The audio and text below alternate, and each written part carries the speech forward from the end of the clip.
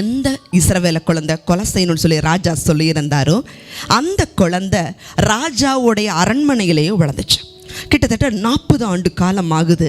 அவன் பெரியவனாய் மாறின உடனே மோசேவுக்கு தெரியுது, நான் ஒரு எகிப்தியன் அல்ல, நான் ஒரு இஸ்ரவேல் அடிமைன்னு சொல்லி தெரியுது.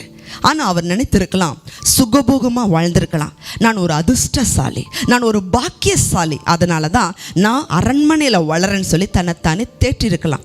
ஆனால் அவர் அதை செய்யலை.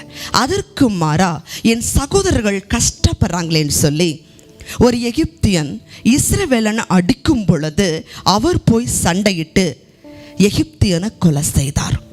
இந்த காரியம் ராஜாவுக்கு தெரிய வரும் பொழுது மோசே பயந்து அரண்மனையில் இருந்து ஒரு வனாந்தரத்துக்கு ஓடினார்.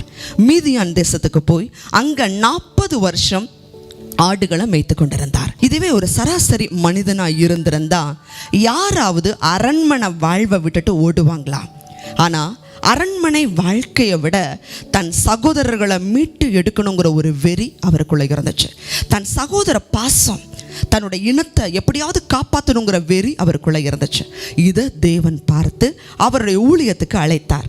அது மாத்திரமல்ல, ஆண்டவர் ஊழியத்துக்கு அழைச்சதுக்கு பிறகும் ஆண்டவர் என்னென்ன பொறுப்புகளை மோசேக்கு கொடுத்தாரோ அந்த பொறுப்புகளை எல்லாவற்றிலும் மோசே உண்மை உள்ளவராய் இருந்தார். ஆனால் இந்த உலகத்தில் எந்த மனுஷன் ஆண்டவருக்காக வைராக்கியமாக இருக்கிறாங்களோ, ஆத்தும பாரம் அவங்களுக்கு அதிகமாக இருக்குதோ, ஜனங்க அழியக்கூடாது, சுவிசேஷம் எப்படியாவது அவங்களுக்கு போகணுங்கிற ஆத்தும பாரம் வெறிய அவங்களுக்கு இருக்குதோ, நிச்சயமாக அவங்க கிட்ட ஆண்டவர் பேச முடியும்.